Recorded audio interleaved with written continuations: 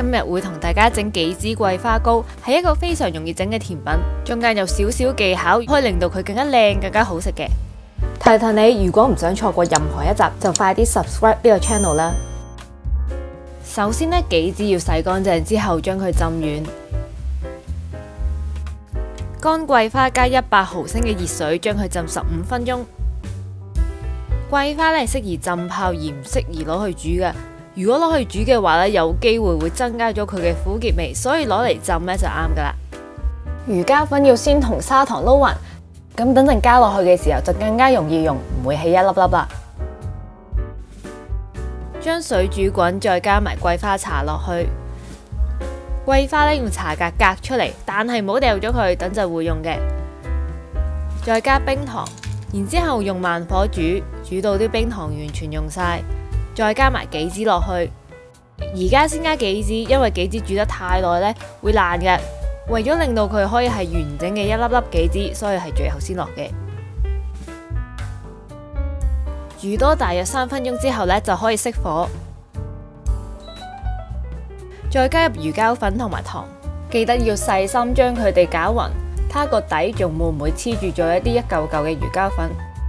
如果發現啲魚膠粉好難溶得晒，就可以開細火加熱，等啲魚膠粉完全溶晒，先至好做下一步。再加翻頭先隔咗出嚟嘅桂花，桂花唔一定要全部落晒噶，你可以逐少落，見到一個覺得好靚嘅比例啦，咁你就可以停啦。要整靚靚嘅桂花糕呢，最緊要就唔可以俾佢沉澱，搞到個底就密密麻麻，有啲桂花喺度，個頂呢就乜都冇，好核突。所以我哋要用一個方法，令到佢唔好沉澱。將我哋煮好嘅混合物倒落另一個大碗嗰度，放喺冰水上面，將佢慢慢降溫。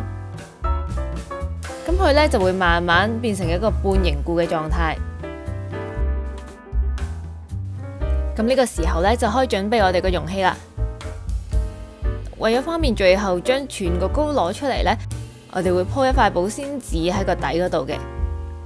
放塊保鮮紙落去之後，你可以用一個刮刀慢慢將佢啲空氣呢推去側邊。之後再倒翻啲半凝固嘅桂花糕落去，放喺雪櫃嗰度冷藏2至3個鐘。之後就可以脫模攞出嚟切件啦。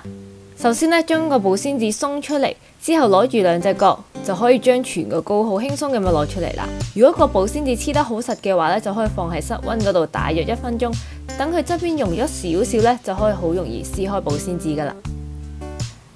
要切得靚呢，有少少技巧嘅。首先我哋要揀一把冇鋸齒嘅刀，然之後呢就將佢浸一浸水先。切嘅時候呢，唔好大力壓落去，我哋可以前後咁樣拉把刀。記得切每一次咧都攞落去浸一浸水，咁把刀咧就唔會黐住個糕噶啦。